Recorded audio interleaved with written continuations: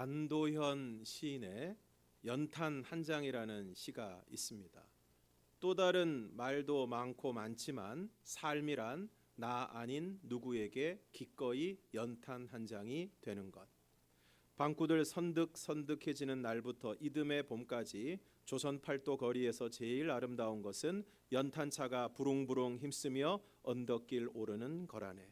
해야 할 일이 무엇인가를 알고 있다는 듯이 연탄은 일단 제 몸에 불이 옮겨 붙었다 하면 하염없이 뜨거워지는 것. 매일 따스한 밥과 국물 퍼먹으면서도 몰랐네. 온몸으로 사랑하고 나면 한 덩이 재로 쓸쓸하게 남는 게 두려워 여태껏 나는 그 누구에게 연탄 한 장도 되지 못하였다네. 그리고 같은 시인의 너에게 묻는다라는 시에는 이런 내용이 나옵니다. 연탄재 함부로 발로 차지 마라. 너는 누구에게 한 번이라도 뜨거운 사람이었느냐. 음식을 맛있게 먹는 비결 중 하나는 음식마다 거기에 상응하는 온도에 맞춰서 먹는 것입니다. 찌개와 탕 종류는 보글보글 끓을 때 가장 맛이 있습니다. 여름철 냉면은 반면에 아주 차가워야 맛있습니다. 얼음이 사르르 언 육수의 냉면을 먹어야 제맛입니다. 물맛의 경우에는 섭씨 13도일 때 가장 맛있다고 합니다. 우리가 깊은 우물에 물이 시원하고 맛있게 느껴지는 이유는 그 온도가 13도에서 15도 사이이기 때문입니다. 이 온도 외에 또 하나 중요한 물맛의 온도가 있습니다. 편의점 커피 한 잔을 만드는데도 거기에 기가 막힌 과학이 들어가 있는데 커피잔에 펄펄 끓는 커피를 붓고 설탕 한 스푼을 넣고 우유를 한두 방울 떨어뜨린 후에 휘저으면 바로 64도가 된다고 합니다. 그런데 놀라운 것은 우리나라에서 대대로 내려오는 음료 가운데 같은 온도의 음료가 있는데 그것은 바로 숭늉입니다. 그래서 식사 후에 먹는 숭늉이 그렇게 맛이 좋은 것입니다. 그런데 물이 가장 맛이 없는 온도가 있습니다. 바로 35도에서 40도 사이입니다. 즉 우리의 체온을 중심으로 하는 온도일 때 가장 맛이 없습니다. 바로 미지근한 상태입니다. 그런데 오늘 우리 신앙에도 온도가 있습니다. 지금 여러분의 신앙 온도는 몇 도일까요? 한번 자신의 신앙 온도를 1에서 10 사이에 두고 한번 재보시기 바랍니다. 아주 뜨거운 상태라면 10점 만점을 주고 차가워서 식어진 상태라면 1점을 준다면 지금 나의 신앙 온도는 몇 점을 받을 수 있을까요? 오늘 나의 신앙은 주님에 대한 열정과 사랑이 뜨거워서 10점 만점을 줄만 합니까? 조금 부족하다면 한 9점쯤 될까요? 8점, 7점. 아마 어떤 분들은 겸손하게 5점과 6점 정도를 생각할지 모르겠습니다. 그런데 5점과 6점은 중간 상태를 말하는데 중간은 또한 무엇을 의미하는 것일까요? 바로 미지근한 상태입니다. 오늘 주님께서 라오디게아 교회를 향하여 말씀하십니다. 15절과 16절을 함께 읽겠습니다. 시작. 내가 내 행위를 아노니 내가 차지도 아니하고 뜨겁지도 아니하도다. 내가 차든지 뜨겁든지 하기를 원하노라. 내가 이같이 미지근하여 뜨겁지도 아니하고 차지도 아니하니 내 입에서 너를 토하여 버리리라. 오늘 주님께서 라오디게아 교회를 향해서 차지도 않고 뜨겁지도 않다. 그러면서 차든지 뜨겁든지 하기를 원한다고 말씀하고 있습니다. 그래서 이와 같이 미지근하여 뜨겁지도 않고 차지도 않기 때문에 내 입에서 너를 토하여 버릴 것이라고 아주 무서운 경고를 하고 계십니다. 그러면 왜 이렇게 라오디게아 교회가 미지근한 교회가 되었을까요? 이어지는 17절 말씀을 보면 네가 말하기를 나는 부자라 부요하여 부족한 것이 없다라고 한다는 것입니다. 과연 이 라오디게아라는 도시는 부자 도시였습니다. 당시 로마 제국의 세계의 주요 무역 통로가 지나는 도시가 바로 라오디게아였기 때문에 상업과 무역이 발달을 했고 더불어 소아시아 지방의 은행 업무를 관장하는 도시가 바로 라오디게아였습니다. 오늘날에도 무역과 금융이 발달한 도시가 잘 사는 도시가 되는 것처럼 당시에는 라오디게아 지역이 바로 그런 도시였습니다. 뿐만 아니라 라오디게아는 옷감과 피역 산업이 발달을 했는데 특히 검은 양모가 라오디게아의 특산물이었고 또 의학이 발달해서 의과 대학이 있었고 특히 라오디게아에서 생산하는 안약이 아주 효과가 좋아서 전 세계로 수출될 정도였습니다. 라오디게아가 얼마나 부유한 도시였냐 하면 한 번은 큰 지진이 나서 도시 전체가 파괴가 되었는데 로마의 도움을 받지 않고 자신들의 재정만으로 도시를 복구할 정도로 부유한 도시였습니다. 그런데 문제는 그렇게 부유했기 때문에 그들의 신앙이 뜨겁지도 않고 차지도 않은 미지근한 상태가 되었다는 것입니다. 부유했기 때문에 그들은 그렇게 간절하게 기도할 필요를 느끼지 못했습니다. 오늘날에도 어떤 분에게 기도 좀 해야 되지 않겠냐고 말씀을 드리면 자기는 기도를 시작하면 기도할 게 없다고 합니다.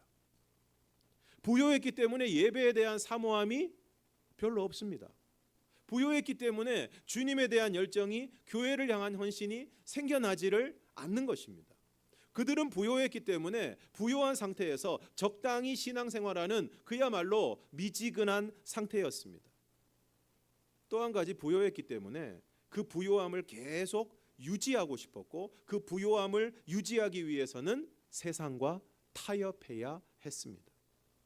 그래서 우상을 숭배하는 사람들과 세상의 쾌락을 즐기는 사람들과 교제하면서 함께 어울려야 했습니다. 여러분, 신앙은 세상을 떠나는 것은 아니지만 분명 세상과 선을 그어야 할 부분이 있습니다.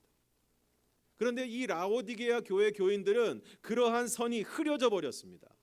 그래서 뜨겁지도 않고 차지도 않고 믿는 것도 아니고 안 믿는 것도 아니고 이것도 아니고 저것도 아닌 그런 상태가 되어버리고 말았습니다.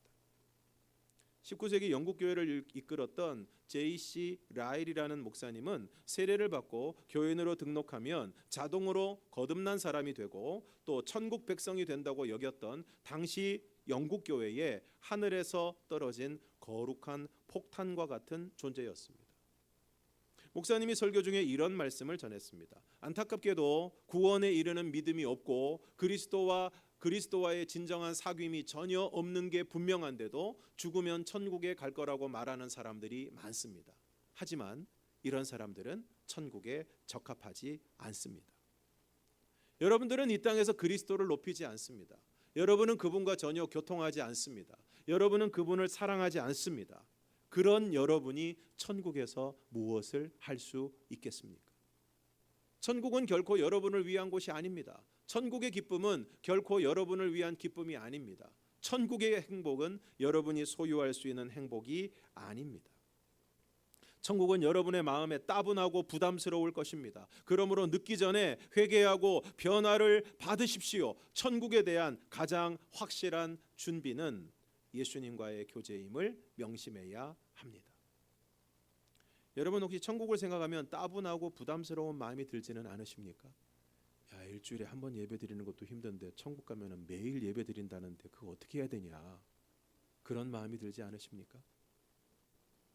이처럼 오늘 스스로 부유하여 부족한 것이 없다라고 하는 라오디게아 교회 교인들을 향해서 주님이 말씀하십니다. 함께 읽겠습니다. 시작. 내 곤고한 것과 가련한 것과 가난한 것과 눈먼 것과 벌거벗은 것을 알지 못하는도다. 가장 큰 문제는 내가 나를 모르는 것이 가장 큰 문제예요. 그래서 소크라테스가 가장 중요하게 했던 얘기가 뭡니까? 너 자신을 알라. 좀 더 과격하게 얘기하면 네 꼬라지를 알아라. 지금 라오디게아 교회가 스스로 부자라고 부요하여 부족한 것이 없다고 했는데 주님의 평가는 뭘까요? 곤고하고 가련하고 가난하고 눈멀고 벌거벗었다는 것입니다. 어쩌면 이것이 오늘 우리의 모습은 아닐까요? 한국 교회의 모습은 아닐까요? 세계 10대 교회 가운데 절반이 한국에 있습니다. 세계 교회사에 유례가 없을 정도로 빠른 성장을 했고 지금도 많이 쇠퇴했다고 하지만 여전히 많은 선교사를 보내고 있고, 밤에 보면 곳곳에 십자가가 불을 밝히고 있습니다. 그래서 나름 대단하다고 생각하고 있는데, 오늘 주님께서 우리를 향해 너희의 영적인 상태를 알지 못한다고 말씀하고 계시지는 않을까요?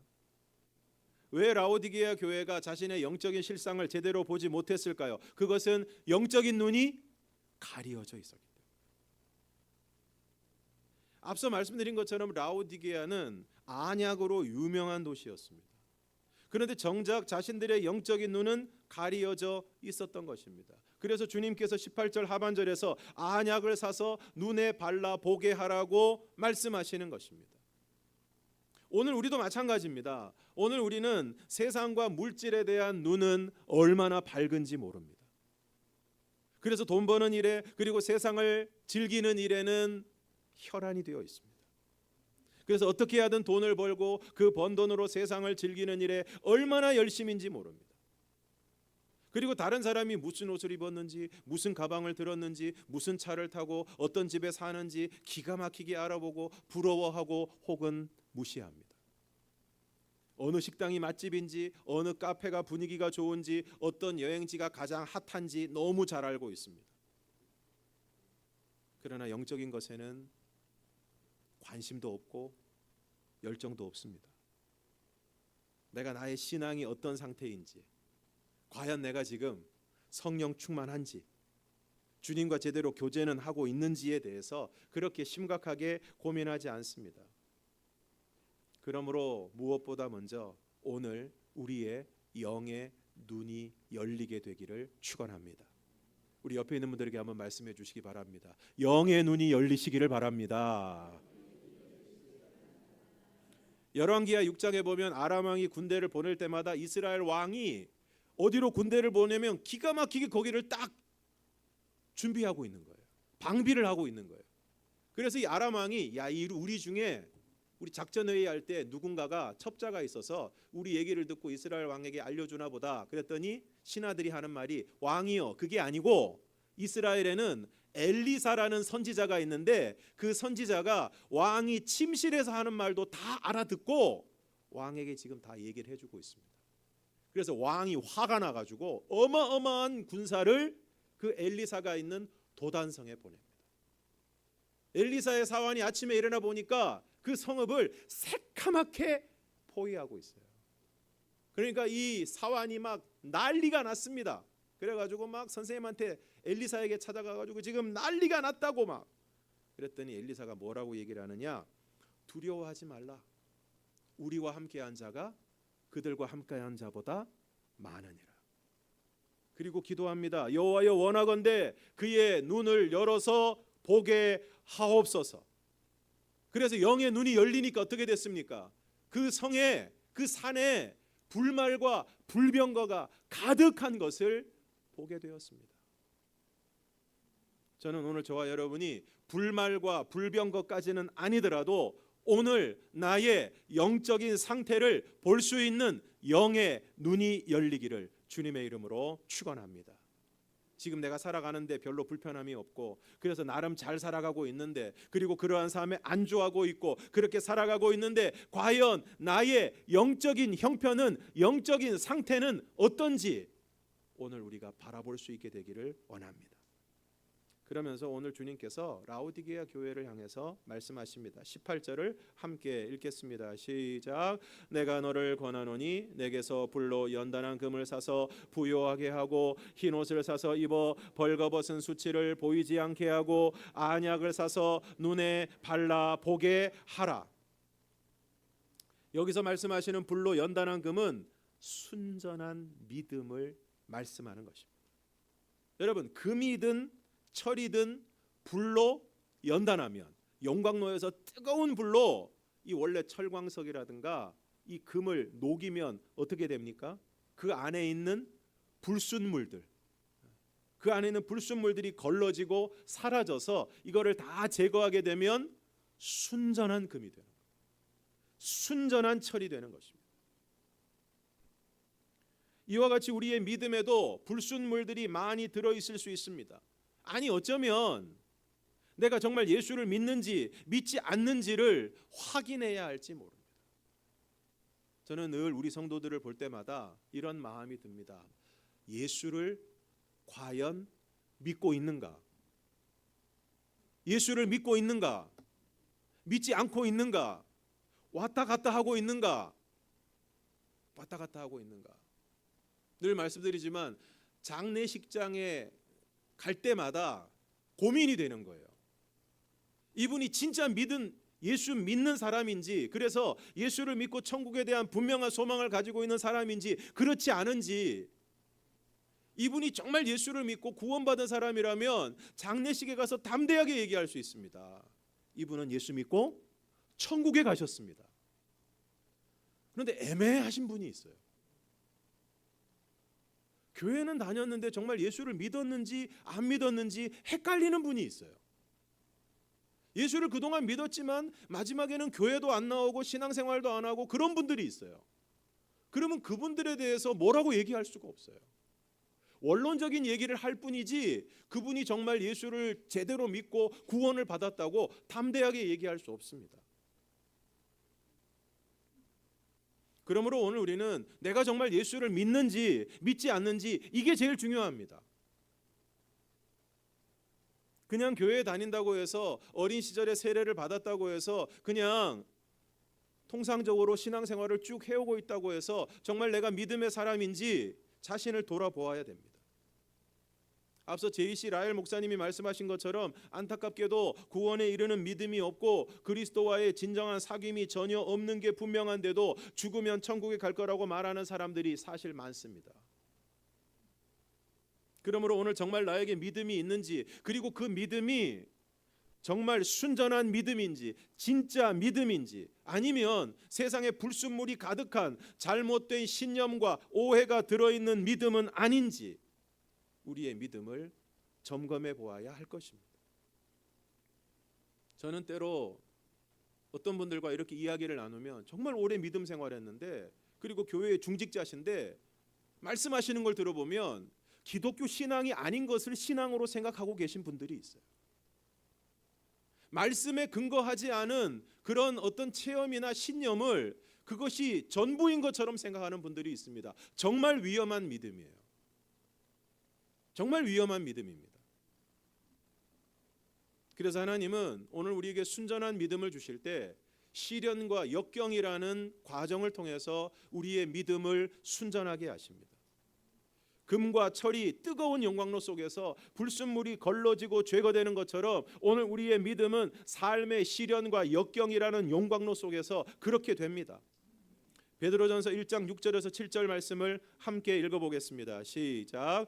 그러므로 너희가 이제 여러 가지 시험으로 말미암아 잠깐 근심하게 되지 않을 수 없으나 오히려 크게 기뻐하는도다. 너희 믿음의 확실함은 불로 연단하여도 없어질 금보다 더 귀하여 예수 그리스도께서 나타나실 때에 칭찬과 영광과 존귀를 얻게 할 것이니라. 여러분, 이처럼 시험과 시련을 통해서 우리의 믿음이 확실해집니다. 우리가 그냥 살만 할 때는 세상의 것들을, 하나님이 아닌 것들을 놓지를 못합니다. 그래서 이것도 잡고 이것도 잡으려고 하니까 늘 어중간한 상태에서 믿음 생활합니다. 믿음의 결단을 하지 못합니다. 그러나 시련과 역경의 과정을 통해서 우리는 결단하게 됩니다. 끊을 것을 끊게 되고 놓을 것을 놓게 되고 정말 중요하게 생각해야 될 것을 중요하게 생각하고 오직 하나님만 바라보고 예수 그리스도만 붙들게 되는 것입니다. 그리고 흰옷을 사서 벌거벗은 수치를 보이지 않게 하라고 말씀합니다. 여기서 흰옷은 거룩함과 정결함을 의미하는 것입니다. 오늘날 수많은 사람들이 자신의 육체적 아름다움을 드러내기 위해서 노력합니다. 그래서 거룩함보다는 외모의 아름다움을, 정결함보다 섹시함을 드러내려고 합니다. 그러나 오늘 주님께서 오늘 우리를 향해 흰옷을 사서 벌거벗은 수치를 보이지 않게 하라고 말씀하십니다. 무슨 얘기입니까? 겉으로는 화려한 옷을 입고 비싼 옷감으로 만든 옷을 입고 화려한 장신구를 온몸에 두르고 있지만 그들의 영적인 실상을 바라보면 벌거벗은 것과 똑같다는 거예요. 벌거벗은 것과 똑같다는 것입니다. 그래서 오늘 주님께서 흰 옷을 사서 그 벌거벗은 수치를 가리라고 하는 것입니다. 베드로전서 3장 3절에서 4절을 함께 읽어보겠습니다. 시작. 너희의 단장은 머리를 꾸미고 금을 차고 아름다운 옷을 입는 외모로 하지 말고 오직 마음에 숨은 사람을 온유하고 안정한 심령에 썩지 아니할 것으로 하라. 이는 하나님 앞에 값진 것이니라. 한 번은 한 토크 프로그램 진행자가 그분이 이제 아주 명품을 좋아하는 것으로 이미 사람들이 다 알고 있습니다. 그러니까 그 프로그램에 출연한 대학 교수님이 사람들이 그렇게 명품을 추구하는 이유가 인정 욕구 때문이다. 다른 사람에게 인정받고자 하는 욕구 때문이다. 라고 이야기를 했습니다. 그러니까 그 진행자가 그것을 수용하면서 사실은 자기가 자격지심 같은 것도 있고 또 일이 없을 때 잘 나가는 사람처럼 보이고 싶어서 비싼 옷을 사 입기도 했다라고 고백을 하는 것입니다. 근데 문제는 뭡니까? 그렇게 해도 속이 허전하다는 것입니다. 아무리 겉을 화려하게 해도 명품을 입고 명품을 들고 명품을 차고 다녀도 화려하게 할수록 속은 허전하고 우리의 영혼은 황폐한 것입니다. 그러므로 오히려 거룩함과 정결함으로 황폐하고 피폐한 영혼을 새롭게 하라는 것입니다.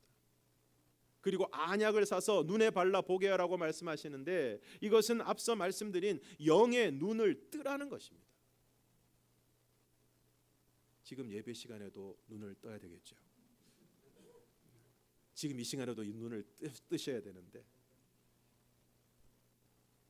예수를 믿고 교회를 다니는데도 영의 눈이 열리지 않은 사람들은 육신의 눈에 보이는 것만을 추구하고 교회 와서 신앙생활을 하면서도 모여서 얘기하는 걸 들어보면 죄송하지만 전부 세상적인 얘기예요.